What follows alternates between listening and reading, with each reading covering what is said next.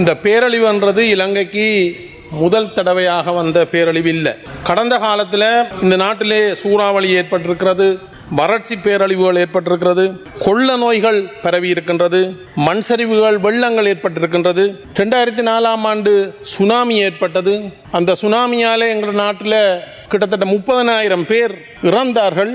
ஆகவே இந்த பேரிடர் என்பது இந்த நாட்டுக்கு இப்போது முதலாவதாக வரவில்லை. இந்த பேரிடர்களாலே மக்கள் காயப்படுகிறார்கள், இறக்கிறார்கள், அவர்களுடைய வாழ்வாதாரங்கள் இழக்கப்படுகிறது, வீடுகள், உட்கட்டுமானங்கள் அழிவடைகிறது. அந்த வகையிலே பார்த்தீங்கன்னு சொன்னால் எங்களுடைய பன்னி தேர்தல் தொகுதி எடுத்தீங்கன்னு சொன்னால் எங்களுடைய ஜீவனோபாயம் விவசாயம், விலங்கு வேளாண்மை. மன்னார் மாவட்டத்திலே கிட்டத்தட்ட 15,000க்கும் மேற்பட்ட கால்நடைகள், மாடு, பசுமாடுகள் இறந்திருக்கிறது. 30,000க்கும் மேற்பட்ட கோழி காணாமல் போயிருக்கிறது. கிட்டத்தட்ட 10,000 ஆடு. எங்களுடைய வவுனியா மாவட்டம், முல்லைத்தீவு மாவட்டத்தை பார்த்தீர்கள்னா இதே நிலைமை. இந்த 3 மாவட்டங்களிலும் ஒவ்வொரு மாவட்டத்திலும் 10,000 ஏக்கருக்கு மேற்பட்ட வயல் நிலங்கள் முற்றாக அழிந்திருக்கிறது, வீடுகள் முற்றாக அழிந்திருக்கிறது, உட்கட்டுமானங்கள் அழிந்திருக்கிறது. இது எங்களுடைய வன்னி தேர்தல் தொகுதிக்கு மாத்திரமல்ல, இலங்கை முழுவதற்கும் இப்படியான ஒரு பேரழிவு நடந்திருக்கிறது.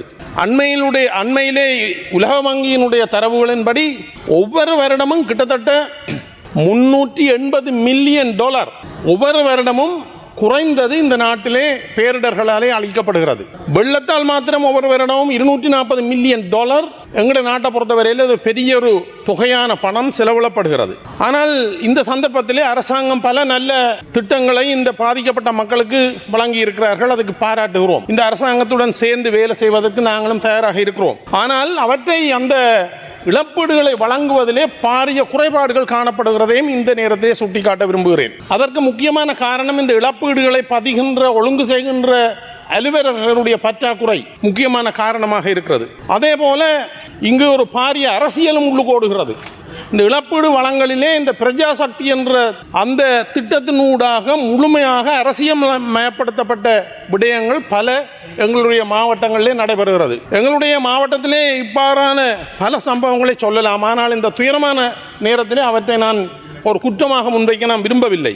எங்களுடைய நாடு இவ்வாறு பல பேரிடர்களை சந்தித்திருக்கின்ற நாடு 2004ஆம் ஆண்டு சுனாமிக்கு பிறகு 2005ஆம் ஆண்டு ஒரு 13ஆம் இலக்க இலங்கை பேரழிவு செயலாட்சி சட்டம் என்ற ஒரு சட்டம், டிசாஸ்டர் மேனேஜ்மெண்ட் சம்பந்தமான ஒரு சட்டம் கொண்டு வரப்பட்டது. அந்த சட்டம் சொல்லுகிறது, இந்த சட்டத்திலே கொண்டு வரப்பட்ட டிசாஸ்டர் மேனேஜ்மெண்ட் கவுன்சில் ஒவ்வொரு 3 மாதங்களுக்கு ஒரு தடவை கூட வேணும் என்றால் இதுவரையில் 80 தடவைகள் இந்த டிசாஸ்டர் மேனேஜ்மெண்ட் கவுன்சில் கூடியிருக்க வேணும். ஆனால் 2018ஆம் ஆண்டு வரை கிட்டத்தட்ட 13 வருஷத்தில் 12 தடவைகள் இந்த டிசாஸ்டர் மேனேஜ்மெண்ட் கவுன்சில் கூடியிருக்கிறது. வருஷத்தில் ஒருக்கா. 2018ஆம் ஆண்டுக்கு பிறகு இந்த உங்களுடைய அரசாங்கம் அல்லது எங்களுடைய அரசாங்கத்திலே 7 ஆண்டுகளுக்கு பிறகு டிசாஸ்டர் மேனேஜ்மெண்ட் கவுன்சில் கடந்த 8வது மாதம் கூடப்பட்டது. ஜனாதிபதி அவர்களுடைய தலைமையில் கூட்டப்பட்டது.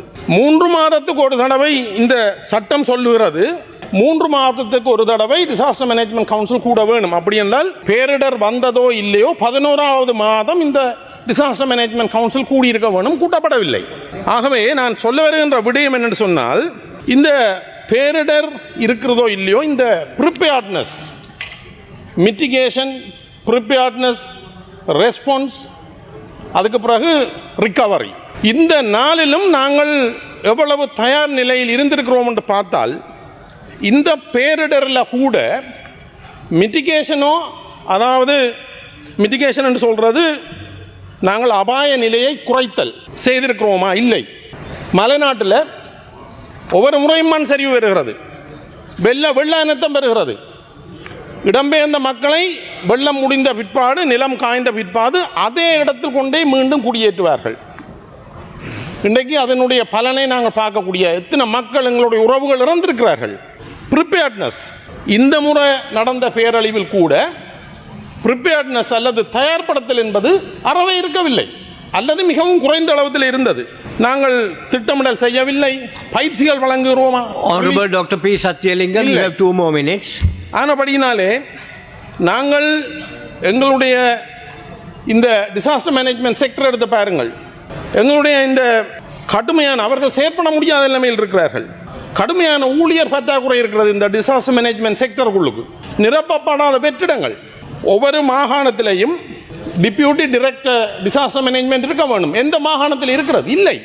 ஒவ்வொரு பிரதேச செயலாளர் பிரிவுகளிலையும் ஒரு டிஎம்ஓ டிசாஸ்டர் மேனேஜ்மெண்ட் ஆஃபீஸர் இருக்க வேணும். இல்லை.